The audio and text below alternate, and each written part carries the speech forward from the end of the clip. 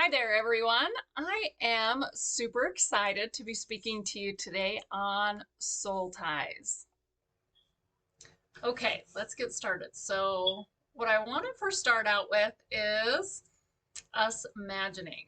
So, imagine that you are at a beautiful lake, rocks, mountains, just beautiful lake. Okay, and I want you to imagine that you're there to go fishing.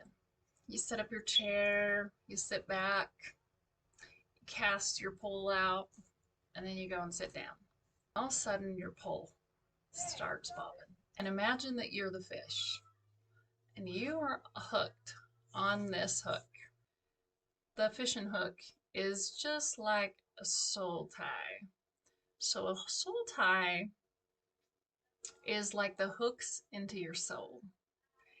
And just like that fishing, it's going to keep reeling you in and pulling you to that person. No matter how good they are for you, no matter they're going to eat you. Now, a lot of people think that attachments are the same as soul ties.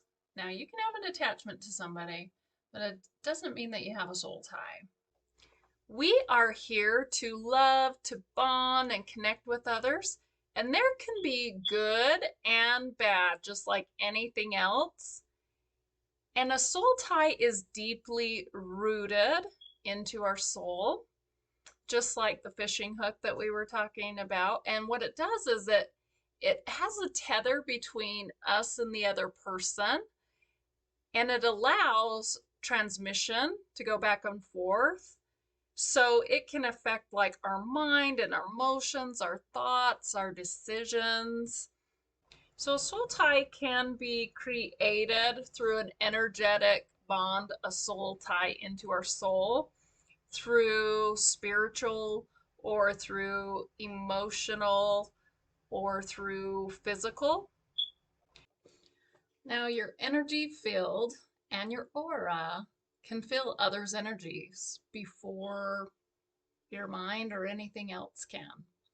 So as you can see in the graph, when somebody else's energy field comes into our energy field, this can create a soul tie.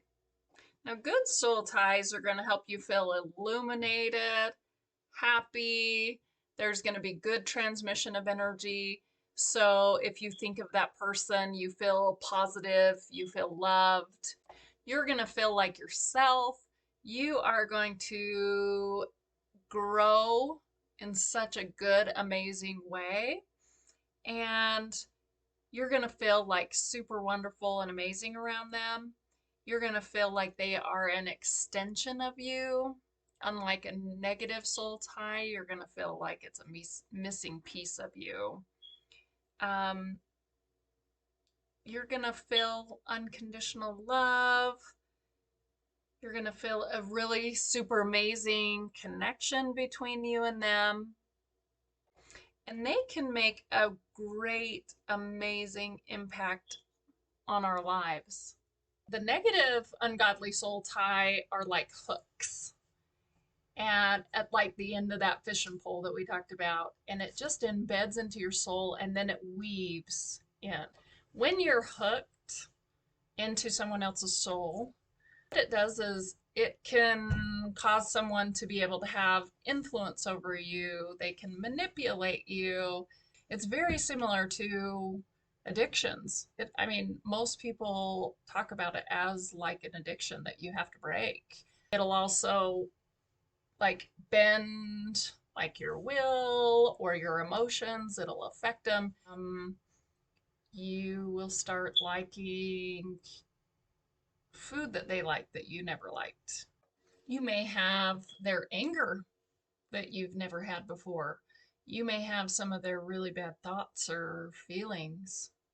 When you have a negative soul tie and you're tied into them, a part of you changes. And sometimes, sadly, you have soul fragmentation, soul loss, and a part of you goes missing. Now, if you've gone through traumas with a person or they've created traumas for you, these also can cause a deep bond to form. This is why it's just super important to become aware and be able to recognize a soul tie. Now, when you have one soul tie, you usually have multiple unless you've broke them, and that can compound soul ties, and it can cause others that are connected to you can connect to each other. So let me just tell you a quick story here. I was dating someone and I didn't know that I was still soul tied to a previous partner. And what he was doing was connecting through my current partner. So we were standing there, me and my current partner, and he started acting the same way as the previous person. He was saying the same words, same mannerisms, just completely acting totally like the other person. I was like, it freaked me out. And I said, uh, stop right now. You need to shield yourself. I don't know what's happening, but you are acting just like so and so. And that has got to stop. And so, just to let you know, that can happen. So, it is super important to break all those connections, all those soul ties. When it comes to intimacy, sexual or intimate connections, you enter into a soul tie with someone. And during intimacy is usually when both parties are typically fully open and vulnerable. And then during this time, both exchange energies and become a part of each other's energy. This is why it is super important to be very careful on who you're giving access to your body and your soul. Giving others access to you, to your soul, is giving them access to play with your soul. And let's just really be real here. When you give somebody access to your soul, to play with your soul, you are no longer the victim. You are the volunteer. A lot of people think that when their relationship ends, that the bond is broke. And that's just not the case. Once you've allowed them full access, you do have to take steps to fully break that bond. Now, with marriages and commitment, that is when we are entering into hopefully a good soul tie. And if it is a good soul tie, that's when they talk about how you two become one, right? So in a good soul tie, you become one. It's like he sways, you sway. And you can really tell when people become one because so many times you'll hear people say, wow, they actually start to look alike. Oh, and they act alike. Oh, it's like they're one. And that can be a really, really good thing and how it's supposed to be when it's a good connection, a good soul tie. Next, I just want to touch base on just talking about becoming aware of and recognizing negative soul ties. Now, first, you're going to really want to recognize how you feel around them. What is the first initial energy that you feel from them? What your body's telling you, what your soul is telling you. Are you feeling completely drained after being around someone? Secondly, listen closely to the words they say. Make sure you're not being conned and pulled into what they are saying. There are a lot of people that are very smooth talkers and they have a whole spiel about how amazing they are, and they have had many practices to convince somebody that they're an amazing person. Just pay attention. Pay attention to the little teeny words and things that they slip in there.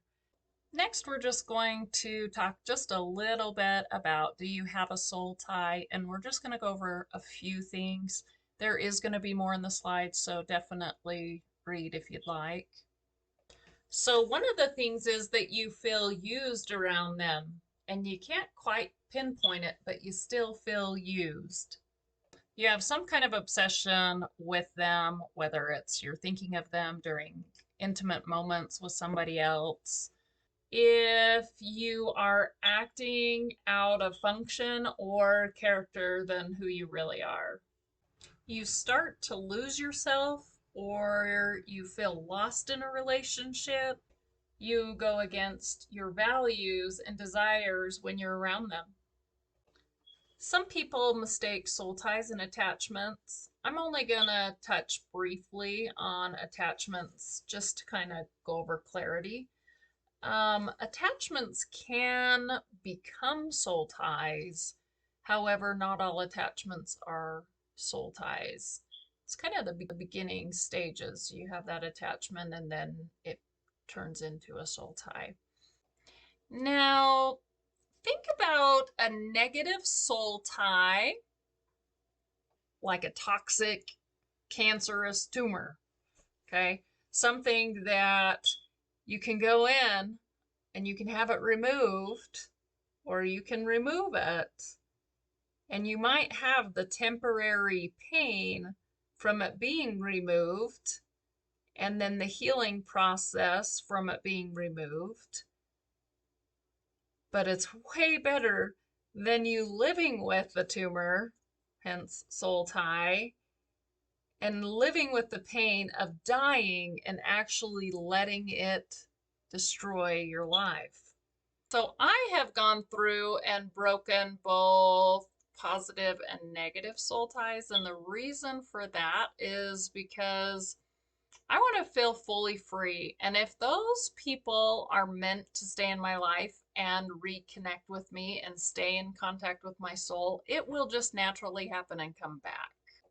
What they say is meant to be will be. And what is supposed to come into your life will just keep coming back into your life. Thank you so much for listening. Now you have a little bit better understanding on soul ties and why it's important to break the negative ones. Also watch for any upcoming videos.